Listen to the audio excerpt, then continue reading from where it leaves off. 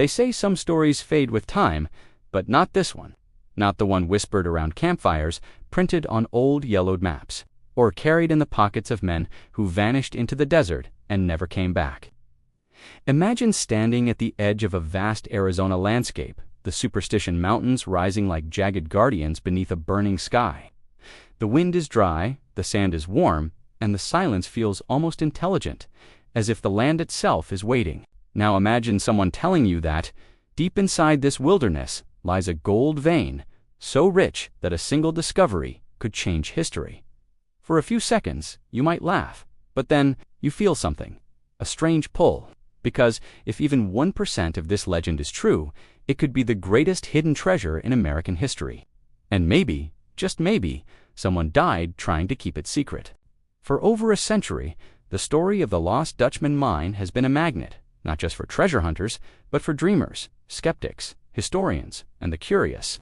What's fascinating is that no one agrees on what's true, what's exaggerated, and what's pure fantasy. But everyone agrees on one thing. Something happened here, something powerful enough that entire families have spent generations trying to solve a dead man's riddle. As we step into this story, the question comes quietly. What would you risk for a secret that might be worth more than every gold rush combined? Some viewers feel chills here, others feel curiosity, but almost everyone forms an opinion, and that's the point where this mystery starts working on you. The legend becomes flesh with one man, Jacob Waltz, the German immigrant everyone called the Dutchman. He lived an ordinary life, quiet, lonely, reserved. But in his later years, he began showing up with unusually pure gold. Not nuggets from a river, not dust from a pan. This was quartz gold, he grade, the kind you don't just stumble upon by accident. People asked where it came from, but Waltz always dodged the question. Some say he smiled and walked away. Others swear he gave cryptic hints that made no sense, references to hidden canyons, a distinctive rock formation, a shadow that points like an arrow only at a certain time of day. Then came the deathbed confession. As Waltz lay dying in 1891, he supposedly gave a series of instructions about a hidden mine in the Superstition Mountains, directions so strange, so oddly poetic, that they have been debated for over 130 years. Follow the creek where it runs between two mountains, he said. Look for a cave beneath the overhang. But none of these descriptions match perfectly with the real geography, and that's the brilliance, or frustration, of the entire legend. People argue endlessly. Was Waltz protecting the location? Or was he delirious? Or did he know that the more confusing the instructions, the safer the gold remained?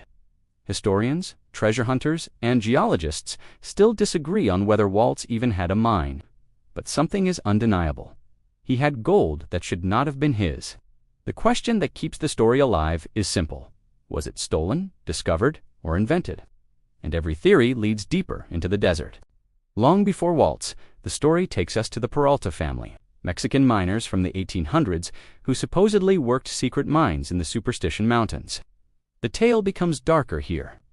Some versions claim the Peraltas were ambushed and massacred by Apache warriors while transporting gold. Others insist they abandoned their mines because the mountains were cursed. But the most dramatic twist emerged in the 1940s, when people discovered the now infamous Peralta stone maps, carved rocks showing cryptic symbols, Spanish letters, and what looks like a route into the superstitions. No one agrees whether these stones are authentic or a hoax. Archaeologists point out inconsistencies. Treasure hunters swear the stones are genuine. But here's the interesting part. Even if the maps were fake, they were carved by someone who understood the land intimately. They point to real ridges, real canyons, real landmarks. Every year, hikers follow these symbols, hoping to find something others missed. And every year, the desert adds a new layer of mystery. The Peralta story does something the Waltz story alone cannot. It adds history, danger, and a sense of ancient secrecy. If the Peraltas truly mined here, their knowledge would have died with them. If they didn't, then someone deliberately stitched their name into the legend to create a story so seductive that it could survive centuries. This is where viewers often start taking sides, believing one version or rejecting another. That natural debate is exactly why this legend refuses to die. No treasure story is complete without danger, but this one goes further. The Superstition Mountains have a long list of people who went looking for the Dutchman's gold and never returned. Some vanished without a trace. Others were found years later in circumstances so bizarre that rumors practically write themselves. In 1931, treasure hunter Adolf Ruth disappeared while searching for the mine. Months later, his skull was found with a bullet hole. His case has fueled conspiracy theories ever since. Some believe he was murdered by rivals. Others insist he got too close to the truth. Another hunter, James Kidd, set off in search of the mine and vanished completely, leading to decades of legal battles over his estate. The list goes on. Hikers, prospectors, amateur explorers. The desert seems to swallow people as easily as it hides secrets. The terrain is brutally deceptive. Temperatures soar, water is scarce, trails twist and vanish. Even experienced outdoorsmen can lose their way. The land feels alive in the worst ways. Cliffs crumble underfoot, shadows shift unexpectedly, and the silence cuts so deep that you start hearing things that may not be real. The danger alone fuels the story.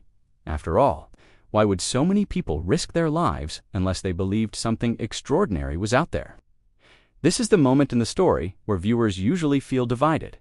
Some think the mine is real, others think the danger creates the illusion of truth. Either way, the emotional reaction is strong, and that emotional pull is exactly what keeps this legend alive. Today, technology should have solved the puzzle, but instead, it created new layers of confusion.